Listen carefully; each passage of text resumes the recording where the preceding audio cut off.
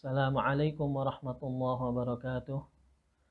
Bismillahirrahmanirrahim. Alhamdulillahi rabbil alamin wa bihi nasta'inu ala umuri dunya wa din.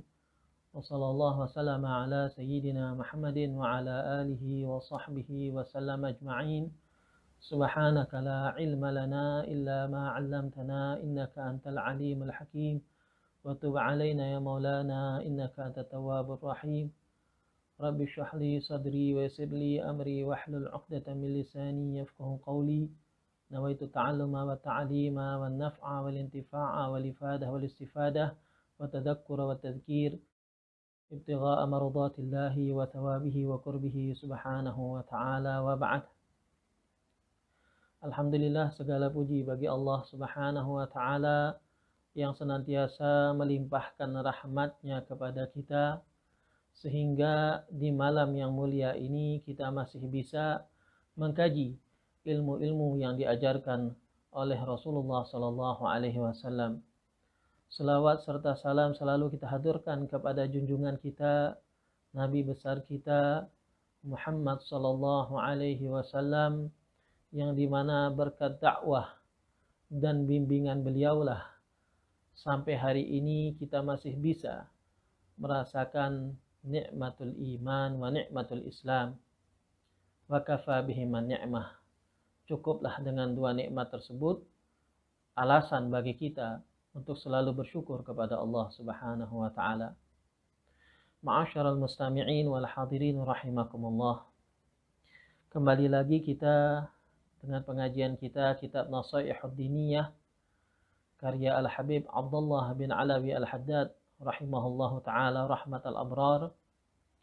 Dan masih juga kita pada pembahasan Muqaddimatul Muallif atau kata pengantar kitab Nasaihud Diniyah yang ditulis oleh Al-Habib Abdullah bin Alawi Al-Haddad. Beliau setelah menyebutkan basmalah, beliau menyebutkan di sini sebuah kalimah, yaitu wala haula wala quwwata illa billahil aliyyil azim. Tidak ada segala usaha dan tidak ada segala kemampuan kecuali itu dengan sebab dan kehendak Allah Subhanahu wa taala. Kalimat la haula wala quwwata illa billahil aliyyil azim ini adalah sebuah kalimat yang sangat agung. Sebuah kalimat yang luar biasa dikatakan oleh Nabi Muhammad SAW di dalam hadisnya yang diriwayatkan oleh Bukhari dan Muslim, bahwasanya la haula wala quwata illa billah ini termasuk daripada kanzun min kunuzil jannah, daripada harta-harta yang istimewa yang tersimpan di sorga.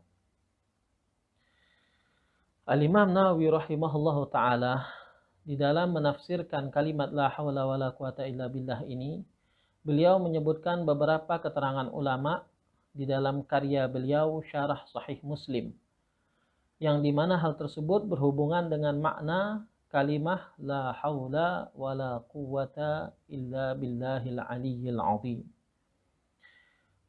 Imam Nawawi menyebutkan qala al-Harawi wa qala Abu al-Haytham al-hawlu al-harakatu ay la harakata wa la istita'ata illa bimasyiatillah wa kadza qala Tha'lab wa akharun.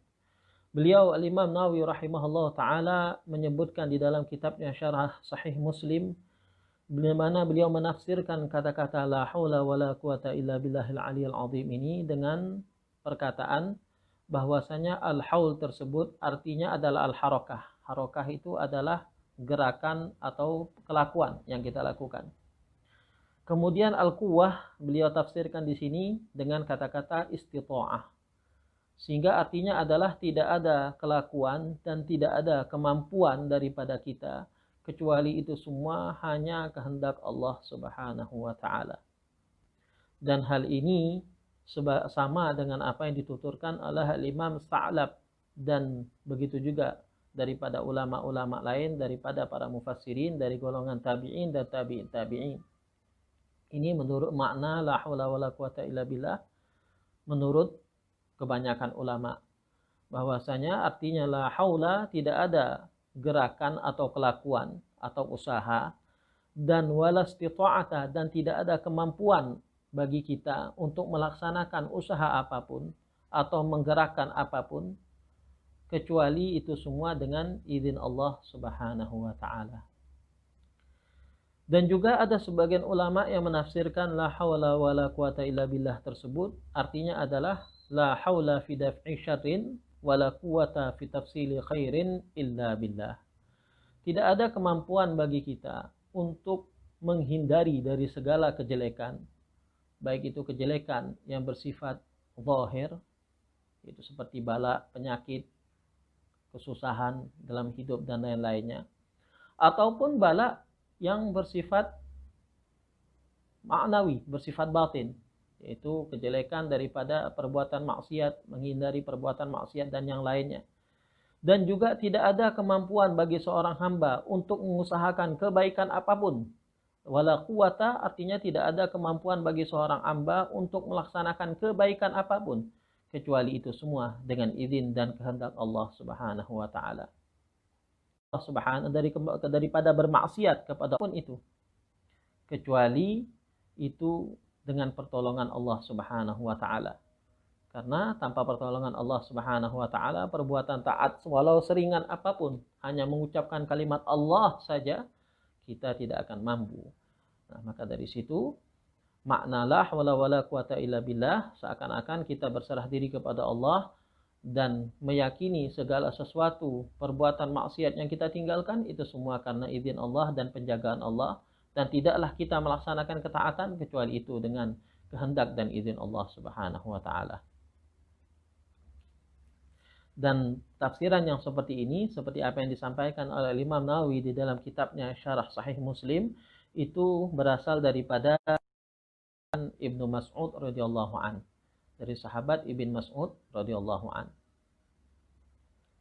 Maka dari semua tafsiran yang ada, bisa kita simpulkan bahwasanya segala sesuatu yang kita lakukan, baik itu berupa kebaikan, amal soleh, berupa prestasi, hal-hal yang menguntungkan, baik itu di dunia secara duniawi atau secara ukhrawi, itu tidak akan bisa terlaksana kecuali dengan adanya kehendak dan izin dari Allah Subhanahu wa taala. Dan tidak akan kita mampu menghindari segala bentuk kemaksiatan atau menghilangkan segala kejelekan dari diri kita atau yang akan menimpa diri kita kecuali itu berasal daripada perlindungan dan kehendak Allah Subhanahu wa taala. Sehingga seorang hamba bagaimana seharusnya bersifat dan menerapkan makna daripada la haula wala quwata illa billah di dalam kehidupan mereka sehari-hari. Seharusnya seorang hamba tersebut hendaknya ia selalu berserah diri kepada Allah Subhanahu wa taala. Selalu melakukan sesuatu dan di hatinya ada Allah Subhanahu wa taala. Tidaklah ia menggerakkan tangannya kecuali ia meyakini itu semua adalah izin dari Allah Subhanahu wa taala. Dan kalau seandainya bukan dari izin Allah Subhanahu wa taala, maka itu tidak akan terjadi. Dan tidaklah ia melihat segala sesuatu yang ia dapatkan kecuali itu merupakan pemberian semata-mata pemberian dari Allah Subhanahu wa taala, bukan usaha dari dirinya. Karena pada hakikatnya yang menciptakan kita, yang mengilhami kita untuk melaksanakan perbuatan baik, sehingga kita mendapatkan prestasi dengan perbuatan baik tersebut. Baik prestasi itu di dunia maupun di akhirat, itu semua adalah dari Allah Subhanahu wa taala. Sebagaimana difirmankan Allah Subhanahu wa taala, Allahu khalaqakum wa ma ta'malun. Sesungguhnya Allah Subhanahu wa taala adalah sang pencipta kalian. Jadi kita ini adalah ciptaan Allah. Wa ma ta'malun, dan segala yang kita lakukan itu juga adalah ciptaan dari Allah dan kehendak dari Allah Subhanahu wa taala. Dan tidaklah kita meninggalkan perbuatan jelek, baik itu kemaksiatan atau hal-hal yang berbahaya dari diri kita, sehingga kita terselamatkan daripada bahayanya perbuatan jelek tersebut atau bahayanya hal-hal yang jahat tersebut, kecuali itu semua dengan pertolongan Allah Subhanahu wa taala. Bukan karena kita yang pintar, bukan karena kita yang hebat, dan juga bukan karena kita yang selalu mujur. Tapi itu semua semata-mata adalah izin daripada Allah Subhanahu wa taala, perlindungan dari Allah Subhanahu wa taala. Terus apa tugasnya kita makhluk? Tugasnya kita makhluk cuma ikhtiar. cuma memilih bagaimana kita harus bersikap, dan kemudian tugasnya kita adalah bagaimana kita harus berusaha. Sebatas selanjutnya itu adalah izin daripada semuanya adalah ketentuan daripada Allah Subhanahu wa taala. Sehingga jika kita menerapkan hal ini dan selalu meyakini hal ini, maka hilanglah sifat sombong dari diri kita. Kalau kita melakukan sebuah prestasi, maka kita tidak akan pernah menyombongkan prestasi tersebut atau meremehkan orang yang belum mendapatkannya. Kalau kita mendapatkan kekayaan, kita ingat kekayaan ini hanyalah milik Allah Subhanahu wa taala, bukan dari hasil usaha kita. Tapi ini semua berasal daripada kehendak Allah Subhanahu wa taala, nikmah Allah Subhanahu wa taala. Sehingga hilang kesombongan kita terhadap kekayaan. Dan tergerak kekayaan tersebut kita syukuri dengan cara membelanjakannya di jalan Allah Subhanahu wa taala, dengan cara bersedekah, dengan cara menunaikan kewajiban-kewajiban Allah Subhanahu wa taala yang berhubungan dengan harta, dengan cara harta tersebut membantu kita untuk melaksanakan ketaatan. Nah, ini kalau seseorang meresapi makna la haula wala quwata illa billah di kehidupannya sehari-hari. Kalau orang tersebut termasuk orang yang pintar, orang yang cerdas, memiliki prestasi-prestasi dalam pencapaian ilmiah yang luar biasa, maka ia tidak akan bersombong dengan pencapaian tersebut. Karena ia tahu bahwasanya tidaklah ia mengetahui sebuah ilmu kecuali itu dengan izin Allah Subhanahu wa taala. Tidaklah ia bisa memahami sesuatu, membuat sebuah kajian yang fenomenal kecuali itu adalah kehendak dari Allah Subhanahu wa taala, dan kecuali itu adalah Allah yang mengajarkannya, Allah yang mengilhaminya. Sehingga ia tidak akan merasa sombong dengan keilmuan yang miliki, dan ia tidak akan mungkin meremehkan orang-orang yang berada di bawahnya dari segi keilmuan. Dan ia tidak akan mungkin dengan keilmuan tersebut akan menyalahgunakan keilmuannya. Karena ia tahu keilmuan tersebut berasal dari Allah. Ini adalah amanat dari Allah. Dan ana tidak punya usaha apa-apa. Secerdas apapun saya, sepintar apapun saya, dan sekuat apapun usaha saya dalam mendapatkan hal tersebut, itu semua karena kehendak Allah Subhanahu wa taala. Bahkan kepintaran yang saya miliki itu adalah ciptaan Allah Subhanahu wa taala, bukan karena kehebatan atau kepintaran saya. Kemudian dia akan berusaha mencari dengan ilmu tersebut hal-hal yang meridhoi Allah Subhanahu wa taala. Bagaimana? Dengan cara mengajarkan ilmu tersebut agar bermanfaat bagi orang lain, sehingga orang lain bisa mengamalkannya dan akan mendatangkan keridhaan Allah Subhanahu wa taala bagi yang mengajarkan dan juga bagi yang belajar. Nah, apabila ini makna dari apabila ini akan timbul apabila seseorang benar-benar meresapi makna la haula wala quwata illa billah di dalam. Dan begitu juga orang yang ahli ibadah, orang yang taat, orang yang bisa melakukan ibadah yang luar biasa, bisa sholat ratusan rakaat, bisa menghatamkan Quran berkali-kali dalam satu hari, bisa baca sholawat puluhan ribu kali, bisa membaca zikir puluhan ribu kali per harinya. Maka orang yang betul-betul meresapi makna la haula wala quwata illa billah, ia akan tahu bahwasanya dia tidak akan bisa melakukan ibadah dan segala bentuk amaliyah yang luar biasa tersebut kecuali itu dengan izin dan taufik Allah Subhanahu wa taala. Artinya taufik adalah di mana Allah Subhanahu wa taala menciptakan kemampuan untuk melaksanakan taat bagi seorang hamba. Tanpa hal tersebut, maka seseorang tidak akan mampu melaksanakan ketaatan apapun. Nah, ini semua kalau orang yang betul-betul menyerap makna la haula wala quwata illa billah, tidak ada jalan baginya untuk sombong dengan ibadah yang ia lakukan. Tidak akan ia merasa dirinya itu adalah orang yang dimana bisa masuk surga dengan sebab amalnya. Karena apa? Karena dia tahu, dia sadar amalnya tersebut adalah atas izin Allah. Yang menggerakkan dia melaksanakan amaliyah tersebut adalah Allah. Yang kemudian yang membuat ia mampu memperbanyak amaliyah tersebut itu semua karena kemampuan yang diberikan Allah. Bukan semata-mata dirinya yang hebat, bukan semata-mata dirinya yang bagus. Tapi ia akan selalu tunduk dan malu di depan Allah Subhanahu wa taala setelah ia merasa dirinya tidak pernah beramal apa-apa. Dan inilah keadaan para awliya as-salihin, para wali-wali Allah dan para anbiya Allah. Di mana Nabi Muhammad sallallahu alaihi wasallam, beliau adalah Sayyidul Anbiya wal Mursalin. Seorang nabi yang merupakan raja dari semua nabi, pemimpin dari semua nabi. Tapi beliau tidak pernah sama sekali merasa amaliyah yang beliau lakukan itu adalah merupakan kehebatan dari dirinya. Kita lihat apa yang dilakukan Nabi, walaupun segitu tingginya derajat Nabi di sisi Allah, segitu hebatnya kasih sayang Allah kepada Nabi, tapi Nabi masih tetap berusaha melaksanakan amaliyah sampai diriwayatkan dalam sebuah hadis membengkak kakinya karena terlalu lama berdiri dalam bangun malam, dalam melaksanakan ibadah pada malam hari. Dan Nabi sama sekali tidak pernah menyombongkan atau membanggakan satu pun daripada amaliyahnya. Kenapa? Karena beliau tahu bahwasanya itu semua semata-mata adalah nikmat dari Allah Subhanahu wa taala.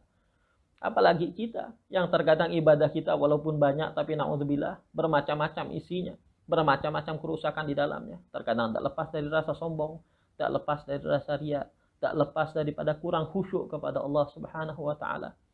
Maka kalau orang yang bisa betul-betul memahami la haula wala quwata illa billah, maka ia akan menyerahkan semua ibadahnya kepada Allah Subhanahu wa taala, ikhlas murni karena Allah Subhanahu wa taala, dan ia selalu memandang dirinya tidak ada apa-apa. Segala ibadah yang dia lakukan adalah semuanya seakan-akan hanya hal yang tidak berarti. Itu semua karena sebab karunia Allah Subhanahu wa taala. Sebagaimana dikatakan oleh salah satu aulia, di mana beliau mengatakan, ya Rabbi ma ma'anal amal. Sesungguhnya Allah Subhanahu wa taala tidak ada bersama kami amal. Padahal yang mengatakan ini adalah seorang wali. Kalau Al-Faqih tidak salah, itu yang mengatakan adalah Syekh Abu Bakar bin Salim atau Al-Habib Abdullah bin Ali Al-Haddad, pengarang kitab ini. Beliau mengatakan, ya Rabbi ma ma'anal amal. Ya Allah Subhanahu wa taala, kami tidak memiliki amal apapun. Wa kasbuna kulluhu zalal. Semua yang kami lakukan dari amal ibadah semuanya cacat. Ini menunjukkan mereka benar-benar menyadari bahwasanya kulluh itu dari Allah Subhanahu wa taala. Semua amal beliau itu semua karena kehendak Allah Subhanahu wa taala. Bukan seperti kita, cuma baru bisa mengkhatamkan satu Al-Qur'an satu hari satu juz mungkin, atau mungkin bisa membaca selawat satu hari 100 kali mungkin, itu sudah merasa sombong dan luar biasa, seakan-akan dia adalah orang yang paling suci, orang yang paling taat di sisi Allah Subhanahu wa taala. Nah, inilah menunjukkan kalau kita merasa hal tersebut pada diri kita, menunjukkan apa? Kita ini masih jauh daripada meresapi makna la haula wala quwata illa billah. Kalau kita bisa rasakan, maka seharusnya menyadari amal kita ini semua tidak ada artinya di sisi Allah Subhanahu wa taala. Yang kita lakukan semua ini penuh dengan cacat. Hanya yang kita harapkan adalah apa? Rahmat dari Allah Subhanahu wa taala. Segala ibadah yang kita lakukan ini hanya memicu datangnya rahmat Allah Subhanahu wa taala. Yang dimana dengan rahmat itulah kita akan nanti dimasukkan ke surga Allah Subhanahu wa taala. Karena seperti apa yang disabdakan oleh Nabi Muhammad SAW dalam kitabnya Sahih Muslim, bahwasanya tidak ada seorang hamba pun yang akan selamat hanya mengandalkan amalnya. Nah, ini menunjukkan kita tidak ada apa-apanya. Semua amal itu minallah. Yang memberikan kita kekuatan adalah Allah. Hanya saja Allah Subhanahu wa taala itu akan menyelamatkan kita nantinya dengan rahmatnya. La yadkhulul jannata ahadun bi'amalih, seperti apa yang disabdakan Nabi Muhammad SAW. Tidak ada satupun orang yang akan mampu masuk surga hanya sekedar mengandalkan amaliyah yang ia lakukan. Sampai Nabi pun menyebutkan dirinya pun itu tetap masih mengharapkan rahmat Allah Subhanahu wa taala. Karena kenapa? Nabi betul-betul menyadari bahwasanya dirinya tidak akan mampu melaksanakan ketaatan apapun kecuali itu karena ada izin dari Allah Subhanahu wa taala dan ada kehendak dari Allah Subhanahu wa taala. Kemudian Nabi melanjutkan dalam hadis tersebut, illa ayataghammadani Allahu birahmatih. Aku bisa masuk surga, kata Nabi, karena sebab adanya rahmat Allah Subhanahu wa taala kepada diriku. Nah, inilah yang menyebabkan beliau mendapat jaminan masuk surga.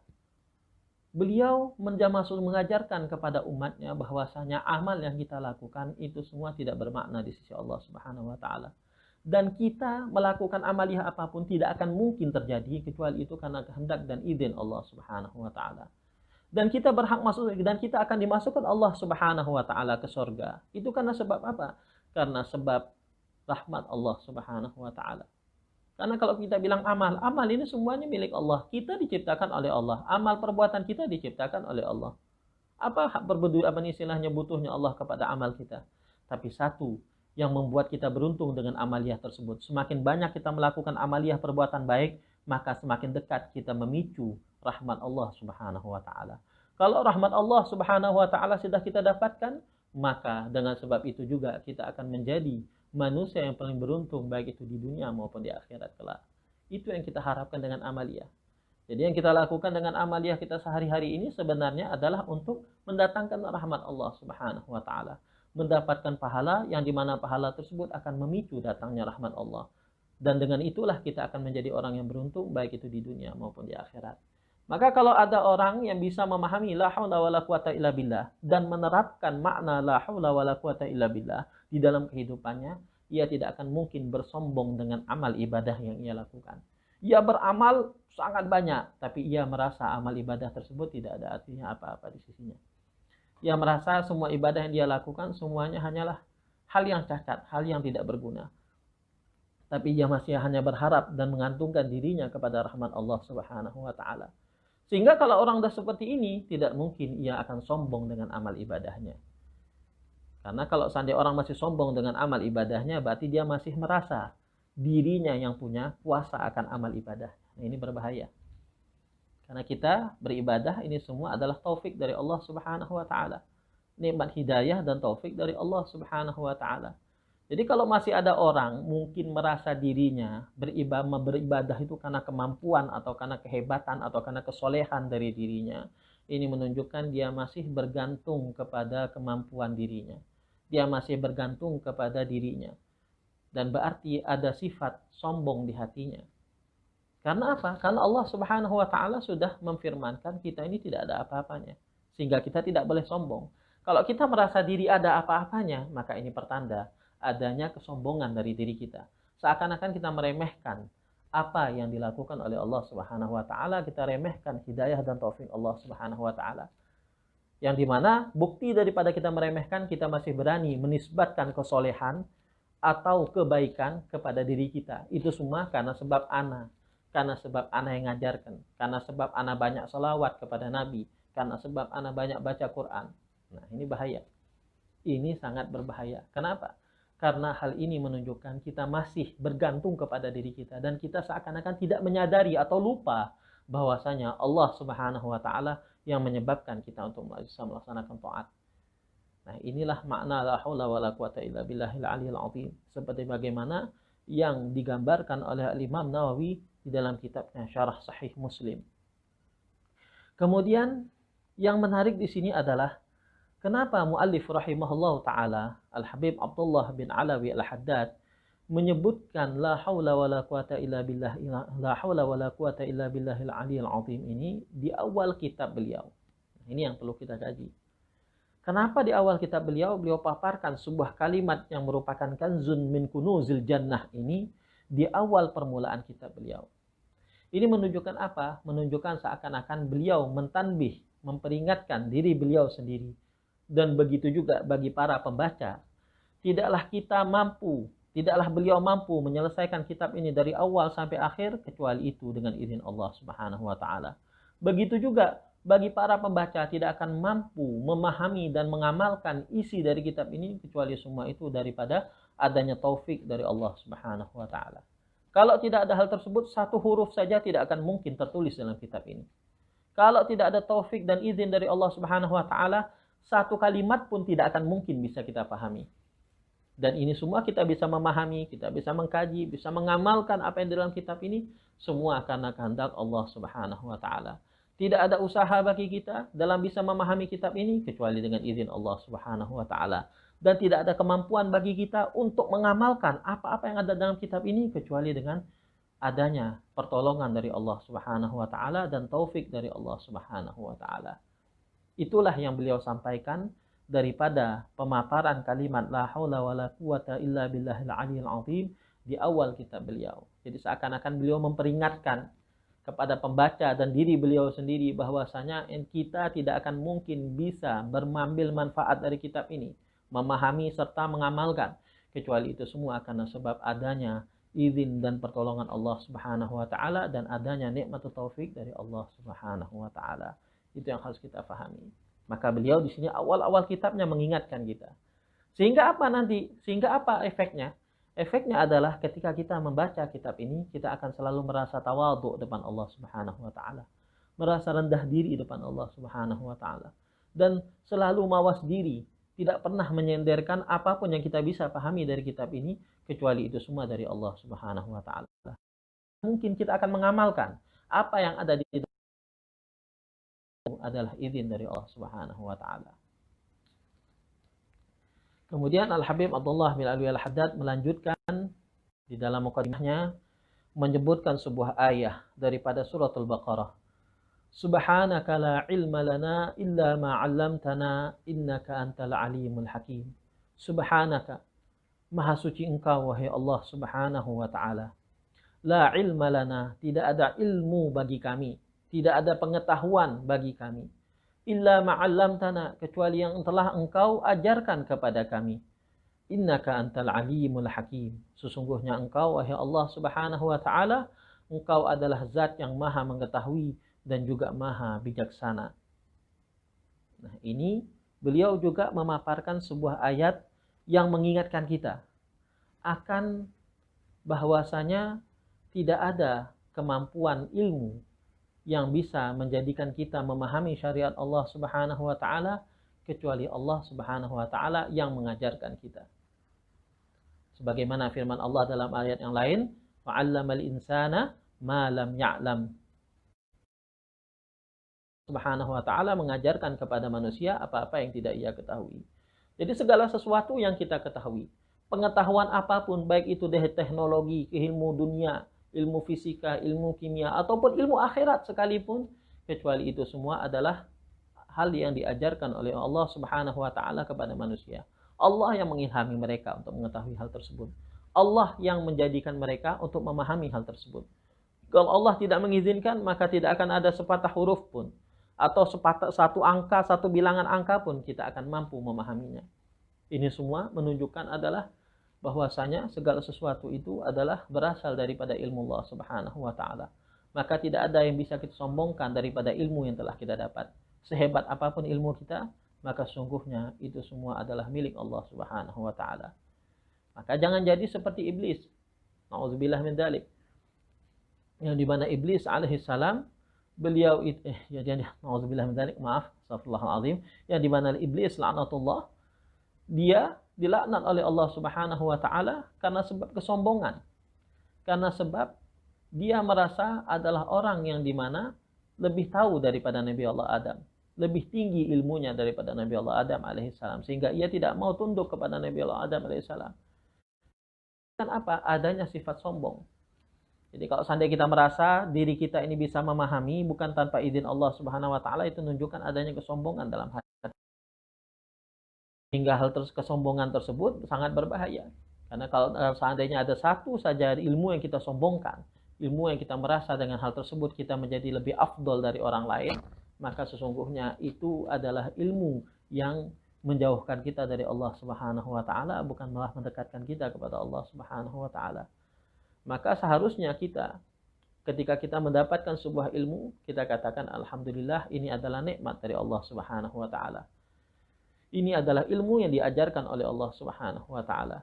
Ini adalah sebuah amanat dari Allah Subhanahu wa taala. Maka wajib bagi aku untuk mendatangkan ridha Allah Subhanahu wa taala dengan ilmu tersebut. Bagaimana? Dengan cara diamalkan dan diajarkan lagi kepada orang lain. Ini adalah salah satu bentuk syukur kita akan nikmat ilmu dari Allah Subhanahu wa taala.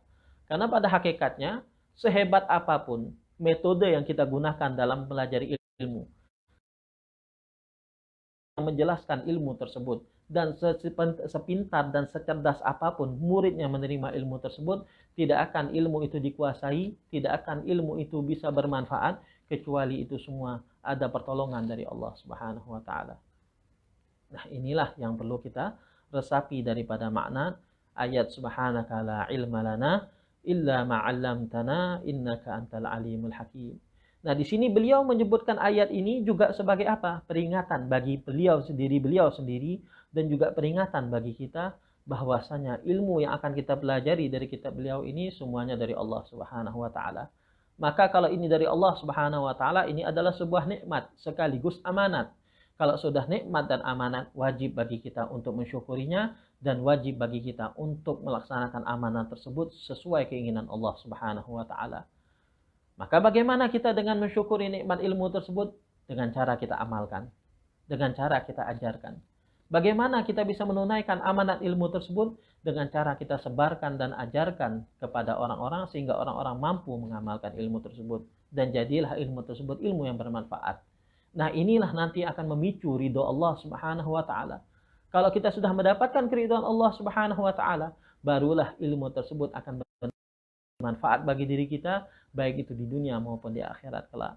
Maka hendaknya dengan ilmu yang kita dapatkan, kita hendaknya berniat untuk kita sebarkan. Inilah makna ilmu dicari ikhlas karena Allah Subhanahu wa taala. Mungkin kita sering dengar ungkapan, kita belajar ilmu itu harus ikhlas karena Allah. Apa sih maknanya ikhlas karena Allah?